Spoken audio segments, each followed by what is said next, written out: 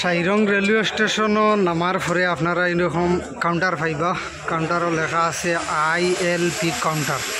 এই কাউন্টারও দাঁড়াইয়া আপনারা ডকুমেন্ট আধার কার্ড বা যে Aadhaar card, PAN card, voter card বা পাসপোর্ট যে কোনো এটা ডকুমেন্ট দিয়া এখানেও ইনার লাইন পাসপোর্ট বানাইতে লাগে।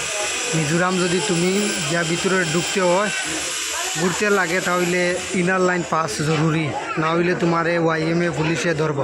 এইরকম ইনার লাইন পাস বানাইয়া তারা সিল সিগনেচার মারিয়া দিব। এই কাউন্টারও গিয়া আপনার ডকুমেন্ট দিয়া 350 টাকা ফিস কাটতে লাগে। তারপরে মিজোরাম ঢুকতে লাগে।